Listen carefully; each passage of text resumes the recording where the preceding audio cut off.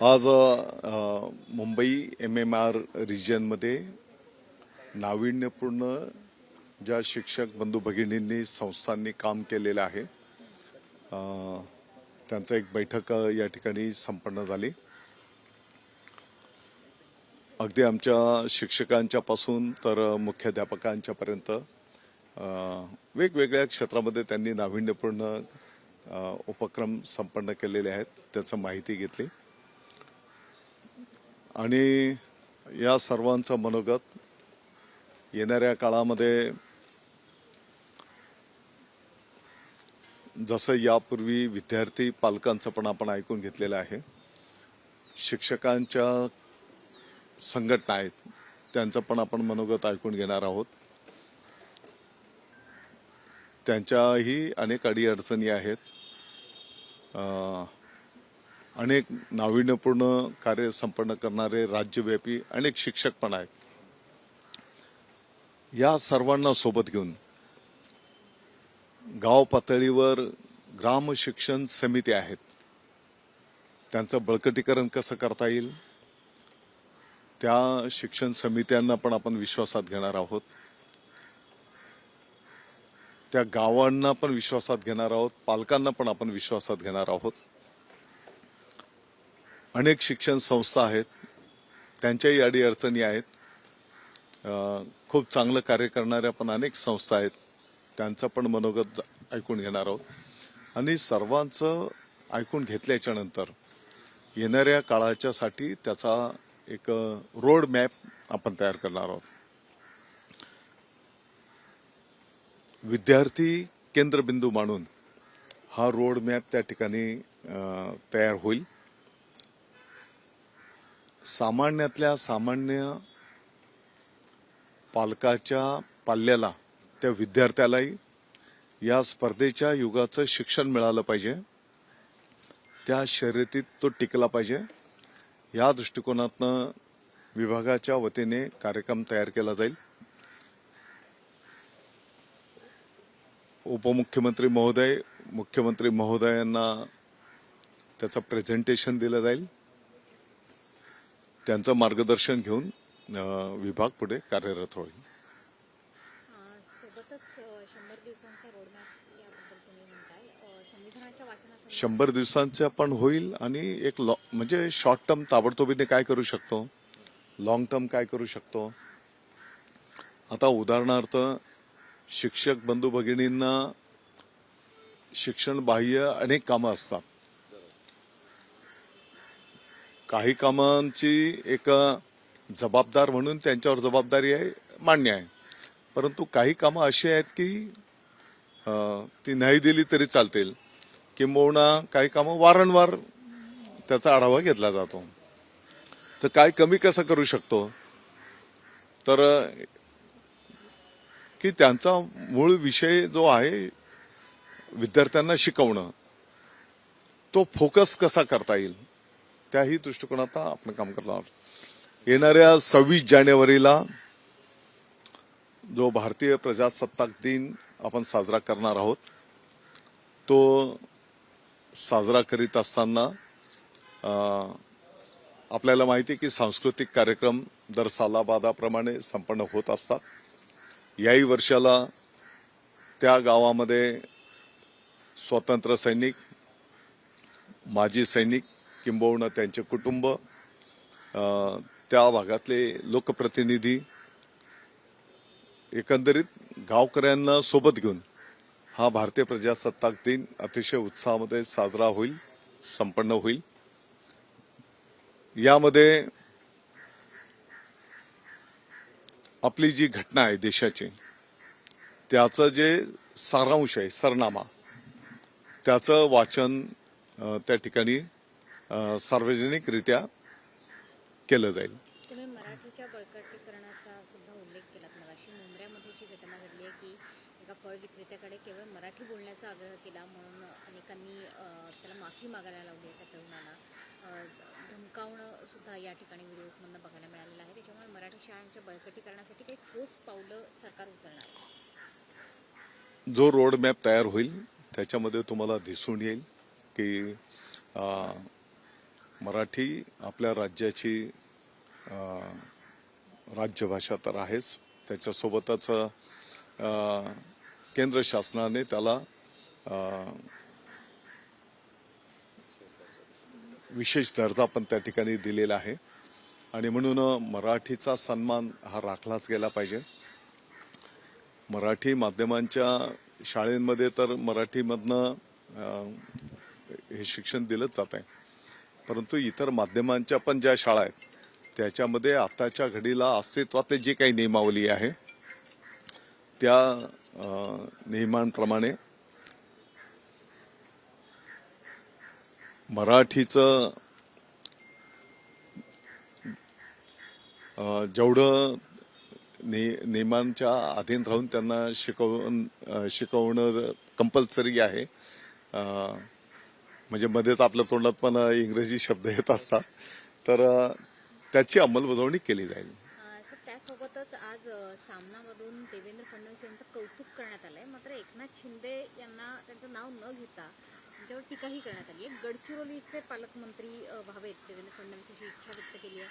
गडचिरोलीचे पालकमंत्रीपद यापूर्वी एकनाथ शिंदेकडे सुद्धा होतं मविया सरकारच्या काळात. कसं बघताय या कौतुक सोहळ्याकडे? देवाभाऊ अभिनंदन अशा पद्धतीची हेडलाईन केली आहे सामनाने. पहिली गोष्ट तर त्यांना ही सुबुद्धी सुचली याचं मी त्यांचं अभिनंदन करतो. जिथपर्यंत गडचिरोलीचा विषय आहे तर त्या भागातला विकास झाला पाहिजे, स्थानिकांना रोजगार मिळाला पाहिजे. हे मिशन पाठीमागच्या काळामध्ये तत्कालीन पालकमंत्री माननीय एकनाथजी शिंदे साहेबांनी कामकाज सुरू केलं होतं. त्याच्यातल्या तिथे मोठ्या प्रमाणात कोळसा आहे आणि त्याच्यामध्ये लोहाचं प्रमाण जास्तीचं आहे आणि त्याला पूरक म्हणजे त्या खाणी सुरू करणं आणि त्या संदर्भातले उद्योग त्या भागामध्ये जर निर्माण झाले तर मोठ्या प्रमाणात स्थानिक लोकांना रोजगार मिळेल. ही मुहूर्तमेढ त्या काळात रोवली गेलेली होती. आपण बघितलं असेल की तत्कालीन मंत्री महोदय एकनाथजी शिंदे साहेबांना काही नक्षलीकडनं धमक्या सुद्धा आलेल्या होत्या आणि त्यांच्या सिक्युरिटीचाही प्रश्न निर्माण झाला होता. परंतु अशाही परिस्थितीमध्ये ते कार्य त्यांनी पुढे नेलं होतं आणि त्याला आता आणखी पुढे नेण्याचं काम माननीय मुख्यमंत्री महोदय त्या ठिकाणी करता आहेत.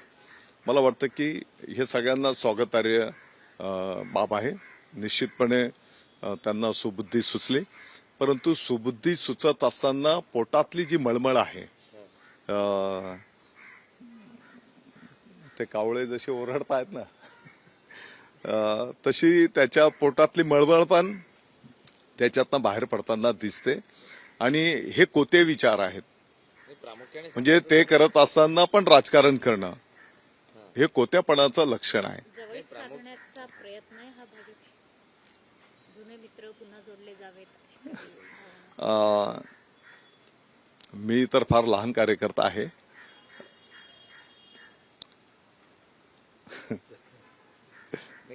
या पद्धतीने टीका करण्यात आली एकनाथ शिंदेचं नाव न घेता की मोटरसायकलवर फिरायचे. मग आता ते 20 वर आलेले आहेत. शिवसेना प्रमुख माननीय बाळासाहेब ठाकरे साहेबांची शिवसेना शिंदे साहेबांच्या नेतृत्वाखाली आम्ही 57च्या पुढे गेलो. हो, म्हणजे धनुष्यबाणाचे 57 आणखी अपक्ष.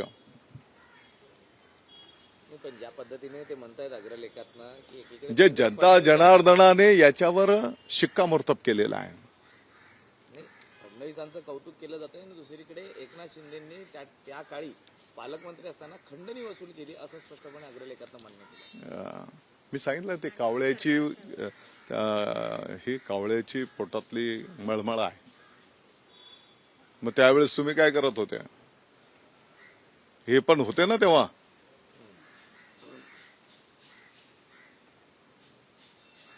दुसरीकडे बघायचं झालं तर सर महत्वाचं म्हणजे मागील जेव्हापासून मुख्यमंत्री देवेंद्रजींनी चार्ज घेतलेला आहे महायुतीतल्या म्हणजे एकनाथ शिंदेच्या कार्यकाळातल्या अनेक जे प्रोजेक्ट आहेत त्यांना स्थगिती दिली जाते, त्याकडे कसं पाहता? कुठल्या याला स्थगिती दिली? एसटीचा असेल, ST कुठला? जे नवीन बस खरेदी होती त्याला स्थगिती दिली जाते. नाही, मला या विषयातली काही माहिती नाही, त्याच्यामुळे मला वाटतं भाष्य करणं उचित नाही. गडचिरोलीचा पालकमंत्री पदाचा असा मुद्दा चर्चेत आला, जसं बीडचं पालकमंत्री पद आहे आणि तुम्ही ज्या जिल्ह्याचे पालकमंत्री होता माननीय मुख्यमंत्री महोदय, माननीय उपमुख्यमंत्री महोदय वरिष्ठ पातळीवर चर्चा करतील. त्यांना जे योग्य वाटेल त्याप्रमाणे ते निर्णय करतील. एक शिवसैनिक कार्यकर्ता म्हणून त्यांनी केलेल्या निर्णयाची अंमलबजावणी करणं हे आमचं काम असेल. नाशिकच्या पालकमंत्री पदाचा त्यांना मुख्यमंत्री महोदय, उपमुख्यमंत्री महोदयांना जे योग्य वाटेल ते निर्णय करतील. त्यांनी केलेल्या निर्णयाचं स्वागत असेल. महानगरपालिकेचं बिगुल कुठल्याही क्षणी वाजू शकतं आणि अशातच उद्धव ठाकरेंनी आता बैठकांचं सत्र सुरू केलेलं आहे. शिवसेना शिंदेकडनं बैठका नेमकं कधी असणार आहेत? मला वाटतं की शिवसैनिक हा 12 महिने 24 तास कार्यरत असतो. निवडणुका येत असतात, जात असतात. आमची शिवसेना निवडणुकी कधी पण होऊ दे त्यासाठी सज्ज आहे. पाठीमागच्या काळामध्ये माननीय एकनाथजी शिंदे साहेबांच्या नेतृत्वाखाली महायुतीच्या सरकारने, माननीय देवेंद्रजी फडणवीस साहेब, नंतरच्या काळामध्ये माननीय अजितदादा पवार साहेब, महायुतीच्या सरकारने अनेक जी चांगली कामं संपन्न झाली. आपण पाहिलं असेल की अतिशय रेकॉर्ड असे आशीर्वाद संपूर्ण महाराष्ट्राच्या जनतेने महायुतीला दिले आणि परत एकदा महायुतीवर या महाराष्ट्राच्या विकासाची जबाबदारी दिली. आणि म्हणून मला विश्वास आहे की येणाऱ्या काळामध्ये महानगरपालिका असेल, नगरपालिका असेल, जिल्हा परिषद असेल, पंचायत समिती असतील, अगदी गाव पातळीवरच्या विकास सोसायटी असेल, या सर्व निवडणुकांमध्ये महाराष्ट्राची जनता महायुतीला आशीर्वाद देईल. सर, शेवटचा प्रश्न काय, नापास करण्याच्या बाबतीत विद्यार्थ्यांना तसं काही ठोस निर्णय घेतला जाणार आहे का, की 8वी पर्यंतची ढकलगाडी बंद व्हावी अशा पद्धतीची मागणी आहे? आत्ताच्या घडीला 5वी आणि 8वी याच्या परीक्षा संपन्न करण्याचा निर्णय ऑलरेडी आपल्या विभागाने मागेच केलेला आहे. याच्यामध्ये जर तो विद्यार्थी एखाद्या काही विषयांमध्ये, 2 विषयांमध्ये नापास झाला तर 2 महिने परत त्याला त्या ठिकाणी संधी उपलब्ध होणार आहे. 2 महिने त्याने त्या ठिकाणी अभ्यास करायचा आणि त्याच्यातनं तो उत्तीर्ण झाला की तो पुढच्या वर्गात गेलेला असेल आणि कदाचित जर त्या संधीमध्ये पण त्याला यश आलं नाही तर मग कदाचित त्याचं वर्ष त्या ठिकाणी थांबेल. एबीपी माझा, उघडा डोळे बघा नीट.